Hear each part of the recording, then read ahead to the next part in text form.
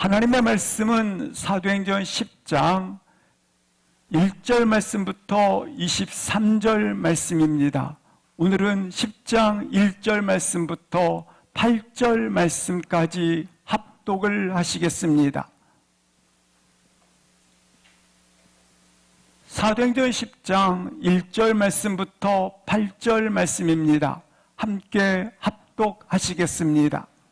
가이사랴에 고넬료라 하는 사람이 있으니 이달리아 부데라 하는 군대의 백부장이라.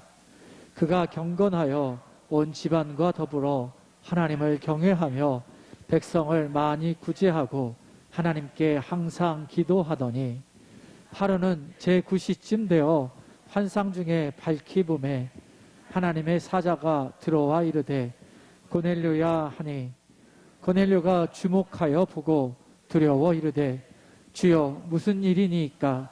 천사가 이르되 내 기도와 구제가 하나님 앞에 상달되어 기억하신 바가 되었으니 내가 지금 사람들을 요빠에 보내어 베드로라 하는 시몬을 청하라. 그는 무두장이 시몬의 집에 유숙하니 그 집은 해변에 있다 하더라. 마침 말하던 천사가 떠나매 고넬료가 집안 하인 둘과 부하 가운데 경건한 사람 하나를 불러 이 일을 다 이루고 요빠로 보내니라. 아멘. 하나님은 사랑이십니다. 하나님은 우리를 사랑하십니다. 어떻게 사랑하십니까? 왜 사랑하십니까? 그 질문에 대한 성경에 답이 있습니다. 그것은 예수님의 공생의 사역입니다. 하나님의 사랑을 받은 사람들은 어떻게 사셨습니까? 우리 주님께서 내가 너희에게 성령을 보내주시리라 약속하셨습니다. 이 성령이 너희 가운데 오면 예루살렘과 온 유대와 사마리아 땅 끝까지 이르러 내 증인이 되리라 말씀합니다. 따라서 사랑받은 자의 삶은 하나님의 사랑을 받은 자로서 사랑의 증인으로 땅 끝까지 이르는 것입니다. 주님께서는 우리를 십자가와 부활을 통하여 한 사람 한 사람을 재창조하셨습니다. 재창조된 우리를 각 사람의 교회로 불러주십니다. 교회로 부름받은 자들은 성령을 통하여 이와 같이 증인의 삶을 사는 것입니다.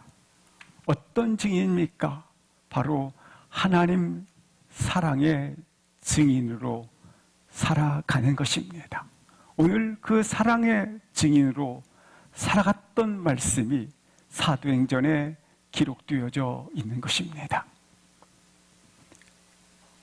사도들은 예루살렘으로서, 스데반은 산헤드린 공회에서 증인의 삶을 살다가 순교를 했습니다. 평신도들은 룻다, 요빠, 다메섹, 사마리아 각처에서 증인의 삶을 살았습니다. 베드로는 사마리아 각 촌에 돌아다니며 증인의 삶을 살았습니다. 바울은 다소에서, 빌립은 광야길에 에디오피아 내시에게 증인의 삶을 살았던 것을 볼 수 있습니다. 예수님은 말씀하십니다. 너희들이 나를 증언하리라. 우리는 누군가를 찾아가서 만나고 예수가 그리스도라는 사실을 증언하는 삶을 사는 자라고 하는 것입니다. 믿음의 길은 어떤 길인가? 바로 예수가 그리스도라는 삶을 나타내주는 발걸음이 된다고 하는 것입니다. 사도행전은 가장 커다란 세 가지 사건이 기록되어져 있습니다. 첫 번째 사건은 오순절 성령 하나님의 기름 부으심이 있는 바로 오순절 성령 사건이 되겠습니다. 오순절 성령 사건 이전에는 각 사람 속에 개인적으로 성령의 임재가 있었습니다. 그러나 오순절이 이름에 공식적으로 성령 임재 사건이 나타나게 된 것입니다. 선언이 되어진 것입니다. 공식적으로 성령이 임함으로 말미암아 하나님의 교회로 각 지체가 탄생을 하였다고 하는 것입니다. 이 오순절 사건 속에서 하나님의 관심, 하나님의 마음이 나타납니다. 그것은 복음이 온 땅에, 온 열방에, 온 나라에, 전 세계 속에 흘러 들어가신다고 하는 하나님의 계획이 나타났다고 하는 것입니다. 이 복음은 우리에게 주셨을 뿐만 아니라 동시에 전 열방 속에 복음이 숨쉬게 되었다고 하는 것입니다. 복음이 전 세계 속에 숨쉬고 있는 장면을 보시겠습니다. 사도행전 2장 5절 말씀을 보시겠습니다. 천하 각국에서부터 예루살렘으로 모여들었더라. 2장 9절 보시겠습니다. 세계 열방, 바데, 메데, 메소포타미아, 본도, 아시아 각국으로부터 놀랍게 모여들었다고 말씀을 하고 있습니다. 하나님이 일하실 때가 있는 것입니다. 때로는 하나님께서 메뚜기 떼를 모아주시기도 하시고, 때로는 바람이 불게도 하시고, 때로는 사람을 이처럼 모으기도 하신다고 하는 것입니다. 하나님은 하나님의 방법으로 일하고 계시는 것입니다. 하나님께서는 사람의 방법, 사랑의 생각, 사람의 이성으로 일하지 않습니다. 하나님은 하나님의 방법으로 일하고 계신다고 하는 것입니다.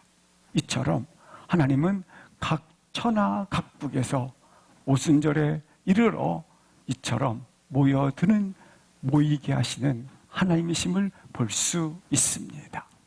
사도행전의 두 번째 큰 사건이 있습니다. 그것은 바로 다메섹 도상에서 사울이 놀랍게 빛 가운데 주님을 만남으로 새롭게 태어나는 그와 같은 말씀이 기록되어져 있습니다. 그리고 오늘 본문 세 번째 큰 사건이 있습니다. 사도를 대표하는 베드로와 그리고 이방인이었던 고넬료와의 만남이 되겠습니다. 이 만남은 보통의 만남이 아니라 역사의 흐름을 바꾸는 하나님의 사랑의 물줄기가 열방으로 흘러 들어가는 세계적 변화를 일으키는 그와 같은 놀라운 만남이 본문에 소개되어 있는 것입니다. 이 오순절 성령 기름 사건, 그리고 사울이 다메섹 도상에서 주님을 만난 사건, 오늘 베드로와 고넬료의 만남, 이 사건 세 가지의 공통점이 있습니다. 그것은 유대 민족이 가지고 있었던 우리 민족만, 우리들만 선민이요, 우리들만 구원받은 자라고 하는, 하나님께 예배하는 자라고 하는 그 편견을 부시고, 이 편견 속에 사로잡혀 있는 이 모든 것이 깨져버리고 전 세계 속으로, 그리고 열방과 온 나라 속으로 흘러 들어가는, 그와 같이 땅 끝까지 복음이 흘러 들어가는 이와 같은 변화를 가져오는 사건이 이 세 사건 속에 공통적으로 나타나고 있다고 하는 것입니다. 오늘 본문을 통해서 동시에 볼 수 있는 것은 이미 베드로가 복음을 전하기 전에, 바울이 복음을 전하기 전에 온 열방 속에 하나님의 거룩한 불이, 하나님의 백성들, 하나님의 사람들이, 하나님의 부르심을 받은 자들이 숨쉬고 있었던 것을 확인하고 있는 것입니다. 따라서 놀랍게 기억해야 할 것이 있다면 전해야 할 뿐만 아니라 동시에 하나님께서 부름받은 사람들이 천하 각국에 이미 흩어져 있다는 것을 확인할 수 있기를 주의 이름으로 기도합니다. 그래서 오늘 본문은 세계 복음화가 어떻게 이루어져 있고 역사의 흐름을 바꾸게 되는 계기가 되었는지를 말씀해 주고 있는 것입니다. 먼저 이 사람의 쓰임받은 한 사람이 있습니다. 이와 같은 놀라운 역사에 쓰임받은 한 사람 고넬료를 잠시 보고자 합니다. 1절 보시겠습니다.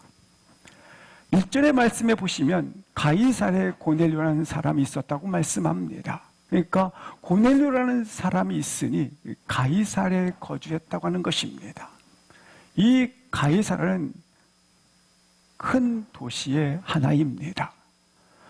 지중해 연안에 3개 큰 도시가 있었는데 이 가이사랴는 로마가 유대를 다스리기 위해 통치하기 위해서 그렇게 도시로 형성된 해안 도시가 되겠습니다.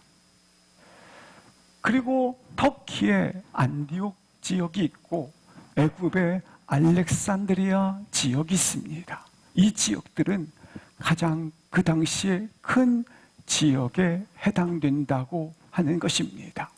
이 고넬료는 가랴사에 머물렀던 자였다라고 소개를 합니다. 두 번째, 이 고넬료는 어떤 자였는가? 로마 부대의 백부장이라고 소개를 합니다. 신약 성경에는 백부장의 믿음을 예수님께서 아주 좋은 평가를 내리고 있습니다. 백부장에 대한 믿음을 이렇게 성경은 소개하고 있습니다. 4명의 백부장이 기록되어져 있는데 오늘 본문에 나와 있는 백부장은 가이사랴에 거주했던 고넬료가 되겠습니다. 백부장 가운데는 자기 하인이 있었습니다. 그가 거의 죽게 되었을 때에 그가 자기 가족도 아니요 자기 친구도 아닙니다. 그 당시에 사람을 취급받지 못한 종이 있습니다. 그 종이 거의 죽게 되었을 때 주님께 나아가서 백부장이 청혼을 합니다. 주여, 나의 종이 죽게 되었나이다. 고쳐 주십시오. 내가 가리라. 백부장이 말합니다. 말씀만 하옵소서. 주님께서 이렇게 백부장의 믿음을 평가합니다. 지금까지 유대인 가운데 이만한 믿음을 본 적이 없다. 성경에 또 백부장이 나타납니다. 예수님께서 십자가를 지실 때에 십자가 밑에 있었던 백부장이 이렇게 고백을 합니다.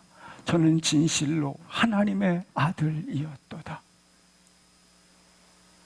오늘 본문에 고넬료 또한 백부장이 되겠습니다. 그는 군사 백부장이라고 이야기를 하고 있습니다. 그리스도인은 누군가? 바로 하나님의 나라에 징집된 군사라고 하는 것입니다. 하나님 나라에 징집된 군대, 하나님 나라의 군사로 부름받은 바로 그리스도인들이 된다고 하는 것입니다. 바울은 디모데에게 디모데후서 2장 3절 4절에서 이렇게 말씀합니다. 너는 누군가? 그리스도의 병사다라고 말씀하고 있습니다. 이 병사는 어떻게 자기의 직무를 감당해야 하는가? 4절 말씀을 보시겠습니다. 병사는 첫 번째, 자기 생활에 매이지 않습니다. 두 번째, 자기를 모집한 자를 기쁘게 하려 함이라. 자기를 부른 자를 기쁘게 하려 하는 자라고 소개를 하고 있는 것입니다. 병사는 사생활에 매이지 않습니다. 병사는 자기를 모집한 자를 기쁘게 하는 자라고 소개하고 있습니다. 우리는 그리스도의 병사입니다. 그리스도의 병사된 자는 이처럼 하나님의 뜻, 하나님의 목적, 하나님의 나라에 합당한 자로 서 있어야 하는 것입니다. 하나님의 부르심 받은 자로서 하나님을 기쁘게 하는 자로 서 있는 것입니다. 이 병사는 분명히 아는 것이 있습니다. 3절 말씀해 보시면 고난도 함께 받아야 하느니라. 고난을 알고 있습니다. 병사는 고난을 알고 있지만 그 고난을 알면서도 가는 자입니다. 고난을 알고 있기 때문에 도망가는 것이 아닙니다. 병사는 고난을 아는 자입니다. 아는 자지만 병사는 징집되었기 때문에 가는 자라고 하는 것입니다. 왜냐하면 하나님께서 진실로 책임져 주시는지 아니하는지를 볼 수 있기 때문에 그렇습니다. 내가 나 책임져 봤자 얼마 가지 못합니다. 하나님께 의탁할 수 있기를 주 이름으로 기도합니다. 이 고넬료에 대해서 성경은 계속해서 2절에 이렇게 말씀하고 있습니다. 그는 경건한 자라고 소개하고 있습니다. 경건하다고 하는 이 말씀은 하나님을 사랑하고 하나님 앞에 두렵고 떨리는 마음을 가지는 것입니다. 뿐만 아니라 이 경건은 온 집안과 더불어 하나님을 경외하는 것입니다. 온 집안이니까 집안 안에는 아내와 남편, 집안 안에는 자녀, 집안 안에는 종이 있습니다. 그들로부터 저 사람은 하나님을 경외하는 분이구나, 존경한다라는 것입니다. 신뢰한다라는 것입니다. 진짜구나. 우리 아빠들이 자녀들부터 우리 아빠는 진짜야. 자기가 개인적으로 경건할 뿐만 아니라 집안으로부터 하나님을 경외하는 자라고 하는 이와 같은 분명한 고백을 들었던 고넬료인 것을 볼 수 있습니다. 백성을 많이 구제했다고 말씀하고 있습니다. 오른손이 하는 걸 왼손이 모르도록 그는 가난한 자, 군인으로서 겨우 새끼 밥 먹는 것 정도밖에 유지가 안 됩니다. 그는 로마의 군인으로서 가이사랴에 지금 배치된 자 아닙니까? 그럼에도 불구하고 많이 구제했던 것입니다. 나그네 된 자, 고아와 가부를 그렇게 돌봤다고 하는 것입니다.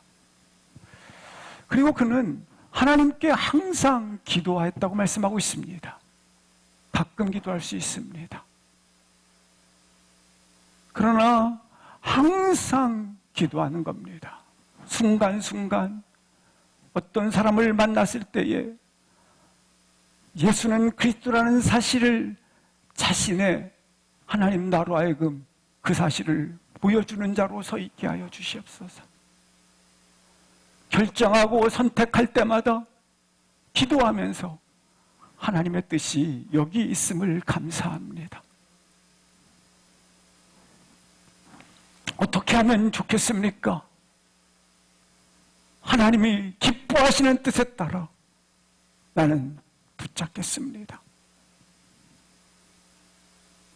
사랑하는 성도 여러분, 기도가 깊어지면 깊어질수록 내면이 성숙해져 갑니다. 내면이 성숙해지고 성숙해지면 기도할 수밖에 없습니다. 기도하면 겸손할 수밖에 없습니다. 기도하면 감사하게 낮출 수밖에 없습니다. 그러나 기도하지 아니하면 나도 모르게 교만의 자리에 서 있다는 사실을 꼭 기억하시기 바랍니다. 그러므로 사랑하는 성도 여러분, 더더욱 기도가 깊어지기를 주의 이름으로 기도합니다. 고넬료는 항상 하나님께 기도하던 중에 3절 말씀을 보시겠습니다. 놀랍게 기도하던 중에 환상이 그에게 나타나게 됩니다. 환상 중에 주의 천사가 그에게 나타났다고 말씀합니다. 그가 항상 기도하는 시간은 언제였는가? 하루는 제9시 시간입니다. 우리나라 시간으로 6시간을 더하니까 오후 3시가 됩니다. 오후 3시에 그가 기도하고자 했다고 말씀하고 있습니다. 제9시에 기도했던 사람이 있습니다. 베드로와 요한이 성전에 들어갈 때에 미문에 앉아있는 안진뱅이를 보고 기도 중에 그가 안진뱅이를 일으킨 기적을 볼 것입니다. 사랑하는 성도 여러분, 오늘 기록된 말씀처럼 이처럼 항상 시간을 정해놓고 기도할 수 있고, 항상 시간을 정해놓고 말씀을 묵상할 수 있고, 항상 시간을 정해놓고 헌신의 시간을 가지시기를 주의 이름으로 기도합니다. 많은 사람들은 말합니다. 왜 나에게 이런 환상이 안 나타나지? 왜 나에게 이런 역사가 일어나지 않지? 그것을 묻지 마시고 내가 항상 기도하는 시간을 가졌느냐를 물으십시오. 내가 항상 말씀을 묵상하는 시간을 가졌느냐를 물으십시오.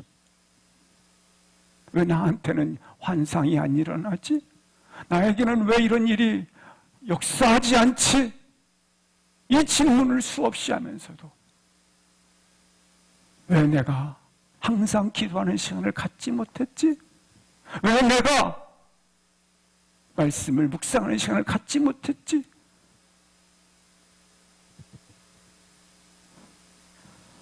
그렇습니다. 항상 기도하는 자, 항상 말씀을 묵상하는 자, 오늘 환상 중에 천사가 나타나는 걸 보는 것처럼 하나님을 만나게 될 것입니다.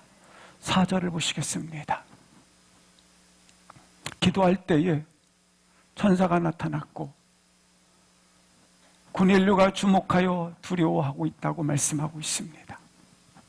근데 오늘 본문에서 볼 수 있는 것이 하나님은 어떤 분이신가를 볼 수 있습니다. 천사가 이르되 내 기도와 구제가 상달되었고 내 기도와 구제가 하나님 앞에 기억한 바가 되었다고 말씀을 하고 있는 것입니다. 하나님은 모든 인류를 사랑하십니다. 원수도 죄인도 사랑하십니다. 그러나 하나님은 꼭 마음에 두시기를 바랍니다. 기도하는 사람, 구제하는 사람에게 하나님은 더욱더욱 관심을 가진다고 하는 사실입니다. 하나님께서 그 기도와 구제를 들으셨고 기억하신 바가 되었다고 말씀하고 있습니다. 사랑하는 성도 여러분, 우리의 오른손이 하는 것을 왼손이 모르게 구제한 것들, 또 시간을 정해놓고 기도했던 것들, 하나님은 반드시 기억하신 바가 됩니다. 그래서 부탁을 합니다. 돈을 버십시오.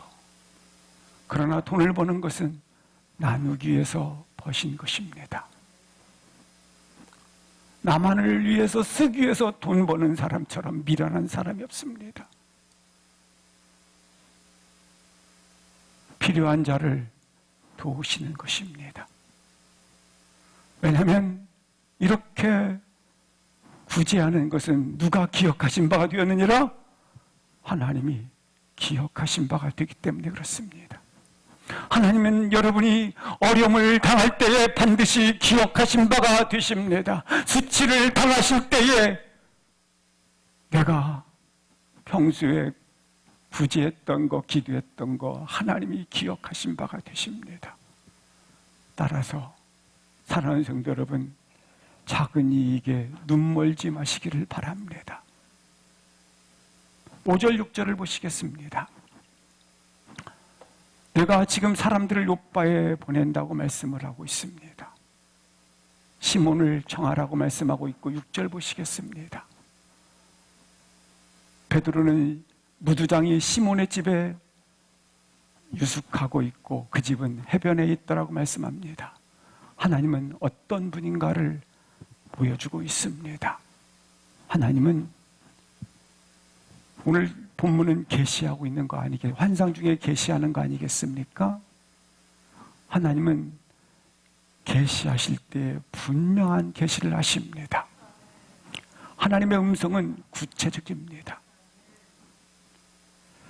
만약에 하나님께서 하나님으로만 오셨다면 우리는 받아들일 수도 없고 이해할 수도 없고 알 수도 없고 볼 수도 없고 만질 수도 없는 것입니다.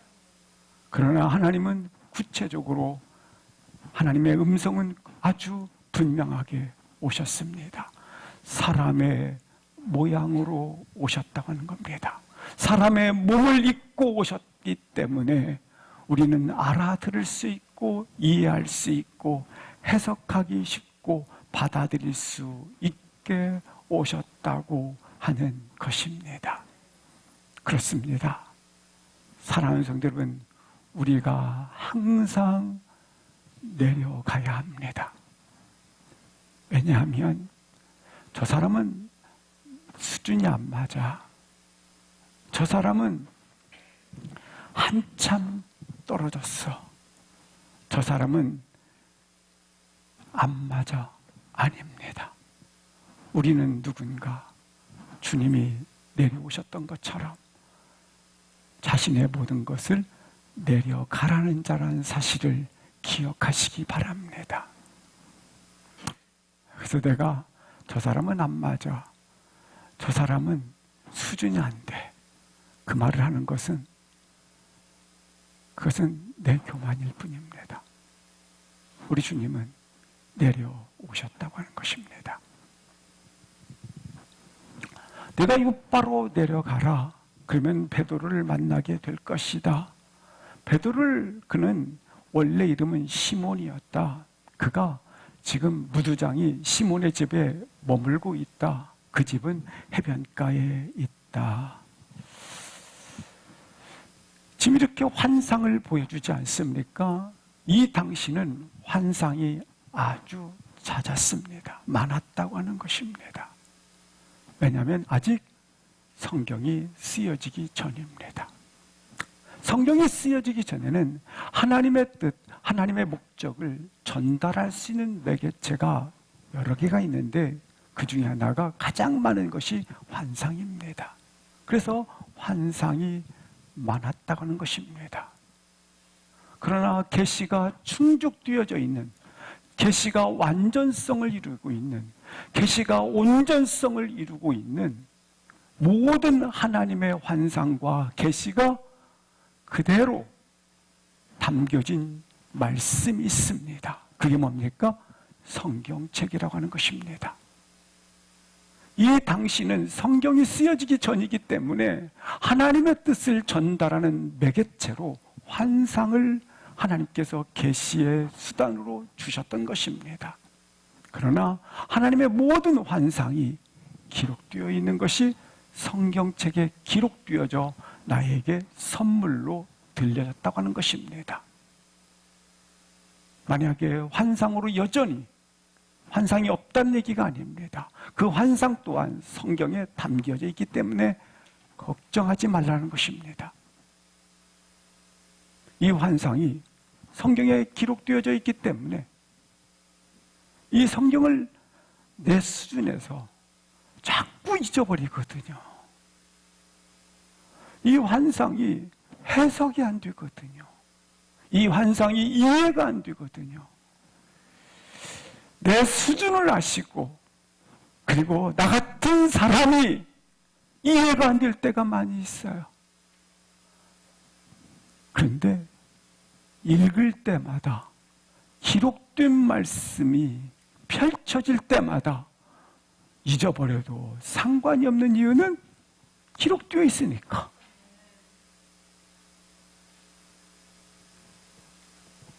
환상으로만 말을 한다면 거기에는 수많은 거짓말과 수많은 여기에는 이상한 말들이 들어갈 수밖에 없습니다.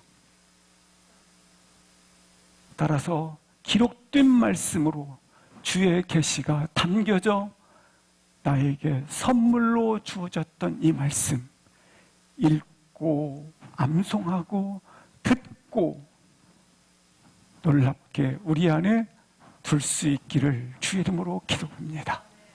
이렇게 주어진 것에 대하여 우리는 감사와 찬양을 올릴 수밖에 없는 것입니다. 이 일이 있은 후에, 이 계시가 있은 후에 무슨 일이 있습니까? 7절, 8절을 보시겠습니다. 7절과 8절에 보면 고넬료는 하인 둘과 그리고 경건한 사람 하나를 불러 보내게 되었다라고 소개하고 있습니다. 그렇습니다. 기억하시기 바랍니다. 하나님의 일은 능력 있는 사람에게 일을 맡기는 것이 아닙니다. 오늘 본문에 나와 있는 것처럼 하나님을 경외하는 사람을 불러 맡기는 것입니다.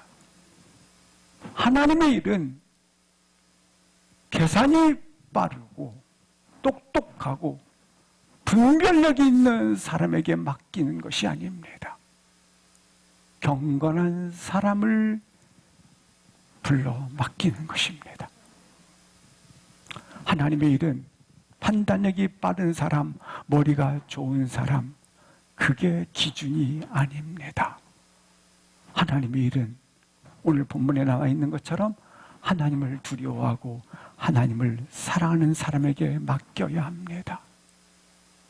똑똑한 사람, 능력 있는 사람, 일을 맡기면 기도하지 않는 그 사람 때문에 일이 처음에는 잘 진행되는 것 같습니다. 그러나 어느 시간만 지나면 이곳저곳에서 상처 주는 소리가 들려지게 되고, 그리고 시작은 할 수 있지만 결과가 다 어그러진다고 하는 것입니다. 오늘 본문에 나와 있는 것처럼 하나님을 사랑하고 하나님을 두려워하는 경건한 하나님의 사람으로 서 있기를 주의 이름으로 기도합니다. 하나님이 쓰시는 사람은 이처럼 하나님을 사랑하고 하나님을 두려워하는 하나님 앞에 잠잠히 엎드린 사람, 하나님의 때에 하나님께서 반드시 쓰신다고 하는 것입니다. 그들이 욥바에 갑니다. 9절 보시겠습니다. 9절부터 12절 말씀을 합독하시겠습니다. 9절부터 12절 시작. 이튿날 그들이 길을 가다가 그 성에 가까이 갔을 그때에 베드로가 기도하려고 지붕에 올라가니 그 시각은 제6시더라. 그가 시장하여 먹고자 하매 사람들이 준비할 때에 황홀한 중에 하늘이 열리며 한 그릇이 내려오는 것을 보니 큰 보자기 같고 내 귀를 메어 땅에 들이웠더라. 그 안에 있는 각종 네 발 가진 짐승과 기는 것과 공중에 나는 것들이 있더라. 9절 말씀에 보시는 것처럼 베드로가 기도하지 않았다면, 지금 베드로는 기도하려고 제6시더라. 6시간을 더하니까 정오 12시가 되지 않겠습니까? 기도 시간을 가졌다고 하는 것입니다. 기도 시간을 갖지 않았다면 어떻게 하나님의 음성을 들을 수 있겠고, 또 어떻게 하나님의 계시를 알 수 있겠고, 하나님의 환상을 볼 수 있겠습니까? 그러므로 시간을 놓고 정해놓고 기도하십시오. 시간을 정해놓고 다시 한번 말씀을 묵상하십시오. 시간을 정하시고 그리고 헌신하십시오. 11절 말씀을 보시겠습니다. 기도할 때에 환상 중에 하늘이 열렸습니다. 큰 보자기가 아닙니다. 큰 보자기 같고 거기에 담겨진 한 그릇이 내려오게 됩니다. 땅에 들이웠더라. 12절 보시겠습니다. 이 보자기 같은 것에 담겨져 있는 것은 땅에 있는 각종 네 발 가진 짐승과 기는 것과 공중에 나는 것들이 있더라. 율법의 기준으로 보았을 때에 부정한 것들입니다. 더러운 것들입니다. 이 부정한 것에 대해서 13절, 14절 말씀을 합독하시겠습니다.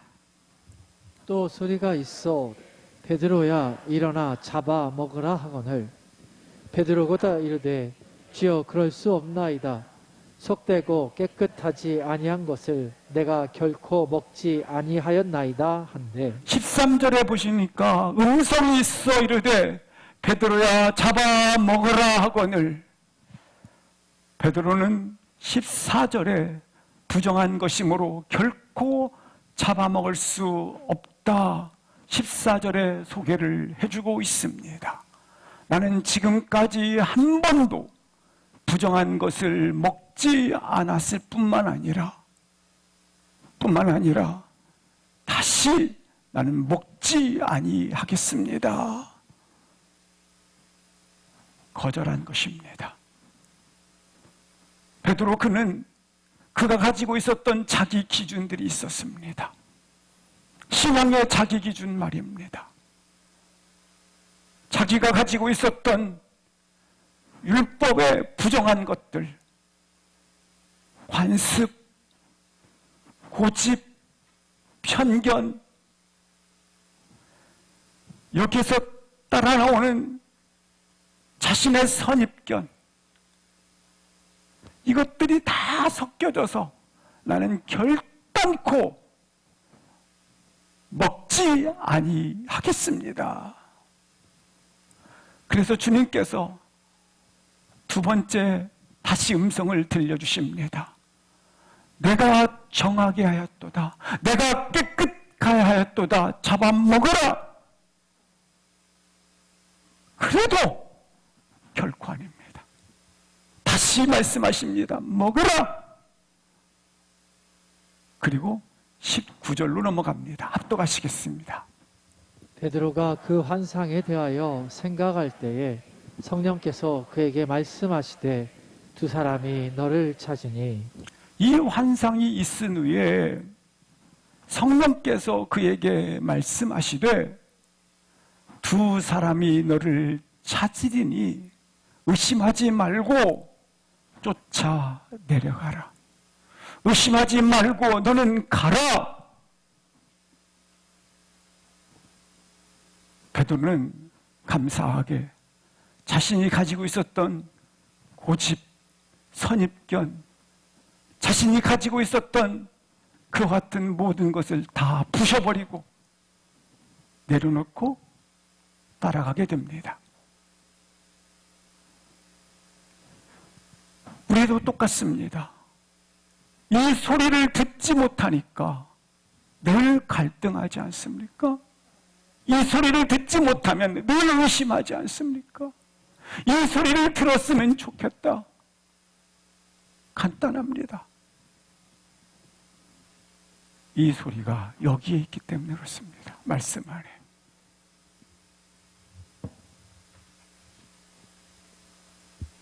말씀을 읽고 기도하고 있으면 내게 주신 말씀이 있어서 갈등하지 않습니다.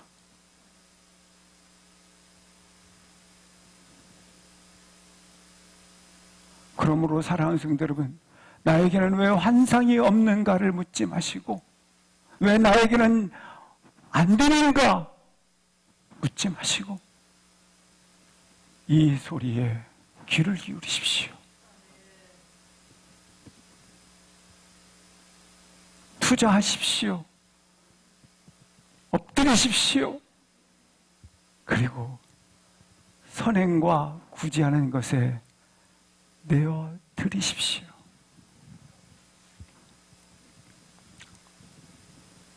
베드로는 드디어 자신이 가지고 있었던 전통, 율법적인 관습, 고집, 경험, 선입관, 이것들이 다 섞여 있었지 않습니까? 그래서 잡아먹지 못했다, 먹지 못하겠다.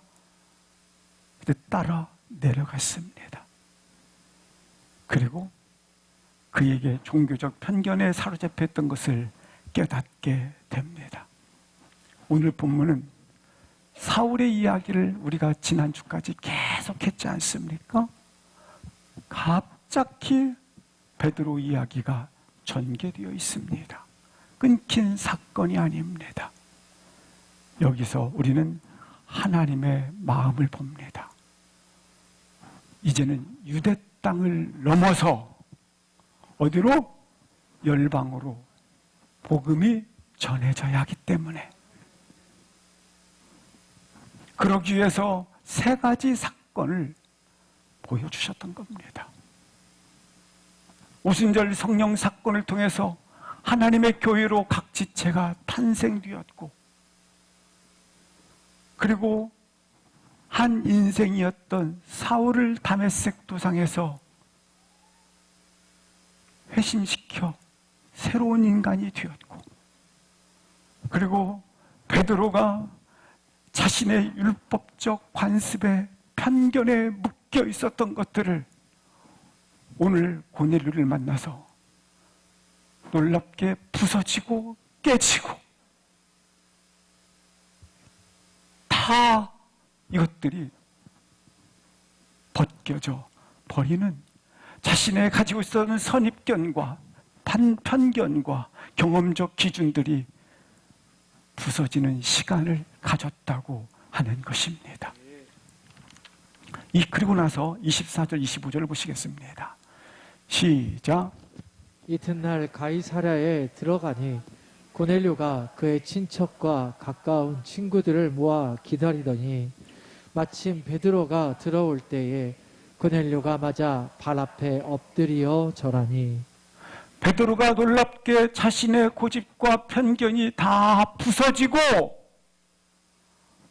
이제 가이사랴 고넬료에게 갔습니다. 갔는데 24절 말씀을 보시겠습니다. 가이사랴에게 놀라운 일이 일어난 것입니다. 고넬료가 친척, 친구 모아 기다리더니 25절 보시겠습니다.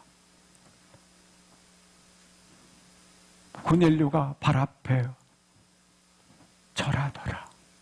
예배하는데 준비가 되었다라는 것입니다. 지금까지 이방인이었던 고넬료, 저들은 결코 하나님 앞에 예배할 수 없는 인간들, 저들은 우리와 다른 이방인에 불과하다. 그런데 가보니까 주님을 만나고 있었던 것입니다. 하나님 아버지를 결단코 우리 민족 유대인들만 믿는다고 생각했고, 우리만. 그런데 고넬료가 주님을 만나고 있고 하나님 앞에 예배하고자 서 있는 것을 눈으로 목격한 것입니다. 믿을 수 없는 일이 진행되고 있는 이방인 속에 베드로는 자신이 평생 묶여 있었던 편견, 신앙적 고집, 자기 기준, 이것들이 다 무너지고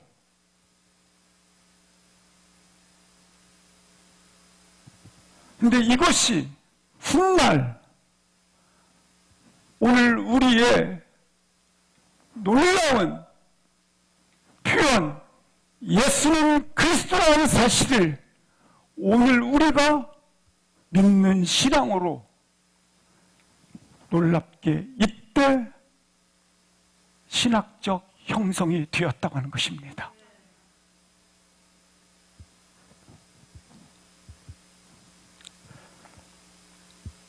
사도행전 15장 1절 말씀을 보시겠습니다. 거기 보시면 바나바와 바울이 선교를 떠났습니다. 선교지에서 선포합니다. 예수는 그리스도이시다. 오직 예수 그리스도만 구원이 있다. 선포했습니다. 그런데 선교지에서 유대로부터 내려왔던 형제들이 가르칩니다. 맞다. 예수로만 구원이 있다. 맞다. 하지만 할례를 받아야 완전한 구원이다. 이렇게 가르치는 겁니다. 그래서 드디어 선교지에서 신학 논쟁, 분쟁, 다툼이 일어나기 시작한 겁니다. 2절 말씀을 보시겠습니다. 바울과 바나바, 예수는 그리스도이시다. 그분 한 분 이름으로만 구원이 있다. 근데 유대로부터 내려왔던 자들이 아니다. 그 말은 맞다. 예수 이름으로 구원받는 건 맞지만 할례를 행하여 완전한 구원이 된다. 그래서 그들 사이에 다툼과 변론이 일어난지라. 좋다. 그렇다면 예루살렘에 있는 사도와 장로들에게 보내서 검증을 받자. 그래서 이 내용을 가지고 본교회 예루살렘으로 올라오게 된 것입니다. 4절 5절 보시겠습니다. 올라왔어요. 그래서 행하신 모든 일들을 말했습니다. 5절을 보시겠습니다. 그런데 바리새파 중에 이 예루살렘 교회 안에 바리새파 중에 어떤 사람들이 일어나 다시 선교지에 있었던 그 변론에 대하여 다시 말합니다. 이방인들은 할례를 행해야 된다. 그래야 완전한 구원이다. 그래서 선교지보다 예루살렘 교회에 더 큰 다툼이 일어나게 된 겁니다. 큰 전쟁이 일어나는 이때 당시는 이 전쟁이에요, 전쟁.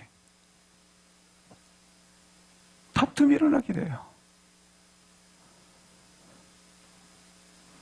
큰 종교 분쟁이 있은 후에 놀랍게 이것에 대하여 결론, 최종적으로 도장 찍는 한 사람이 나타났습니다. 그 사람이 베드로입니다. 7절부터 11절은 너무 중요한 내용이기 때문에 합독을 하시겠습니다. 7절부터 11절입니다. 시작.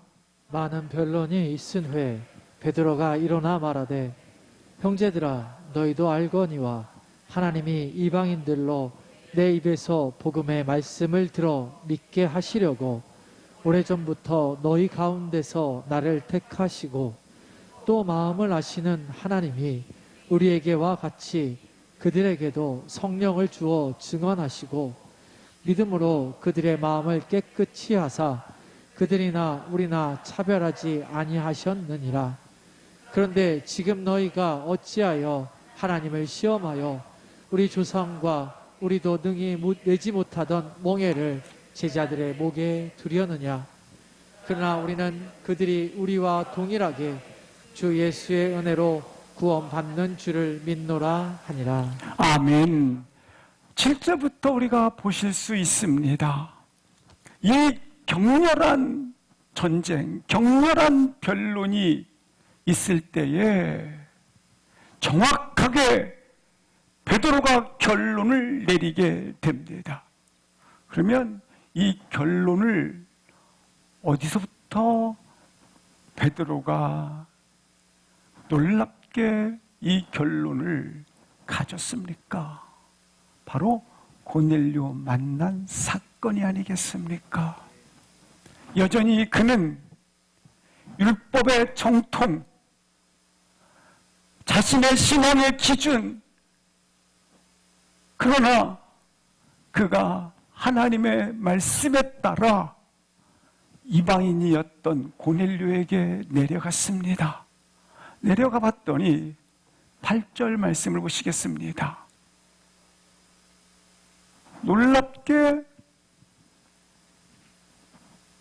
하나님이 이방인이었던 그들에게도 동일하게 예수 그리스도를 믿게 하였을 뿐만 아니라 동일하게 우리와 같이 그들에게도 뭘 주었더라? 성령을 주었더라. 이방인인데도 불구하고 그들은 하나님의 말씀을 받았을 뿐만 아니라 성령이 임하는 것을 예전에 내가 보았다. 이것을 증언하시고 9절 말씀을 보시겠습니다. 그래서 이방인들도 믿음으로 예수 그리스도 안을 그분만 믿음으로 마음이 깨끗하게 되었고 그들이나 우리나 하나님은 차별하지 아니하였더라. 우리 민족만, 우리만.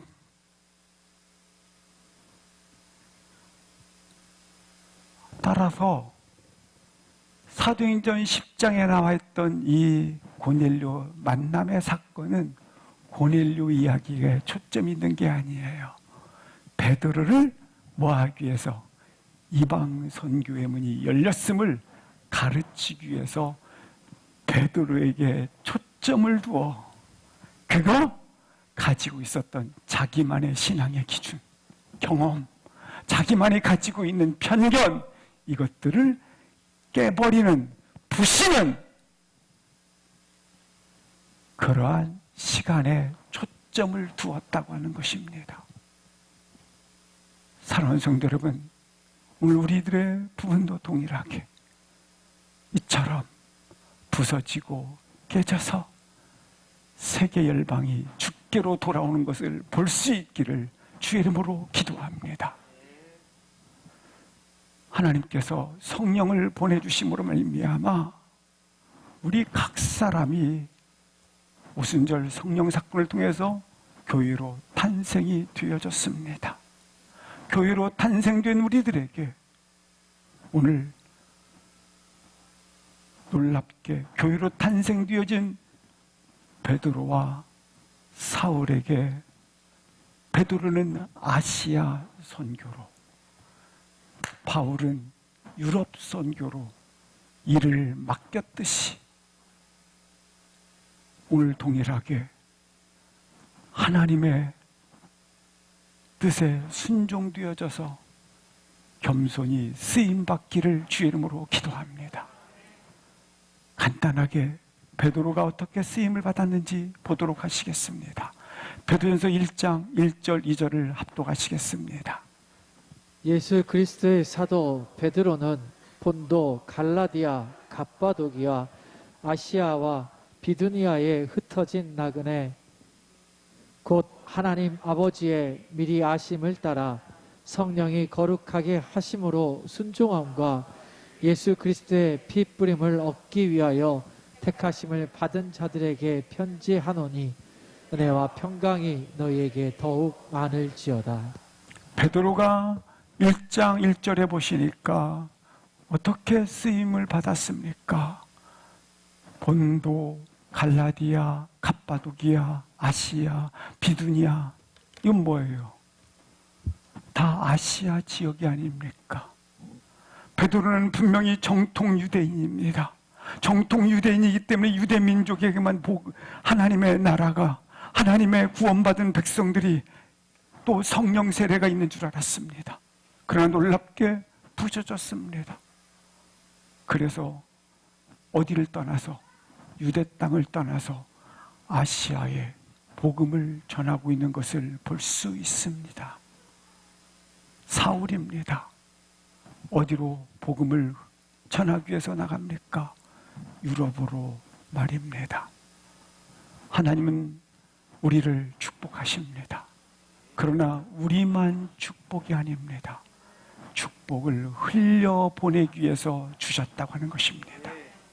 그러므로 이 복음 또한 동일하게 그렇게 이 지역까지 흘려보낼 수 있는 교회가, 각 사람의 교회가 되기를 주의 이름으로 기도합니다. 우리가 드려지는 제사는 현재적 제사입니다. 우리가 드려지는 현장은 그래서 주의 제단이 되어지는 것입니다.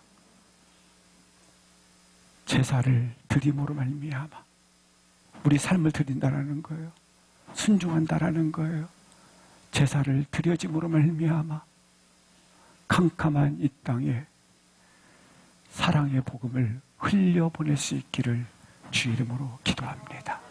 일어나셔서 한번 통성으로 기도하시겠습니다.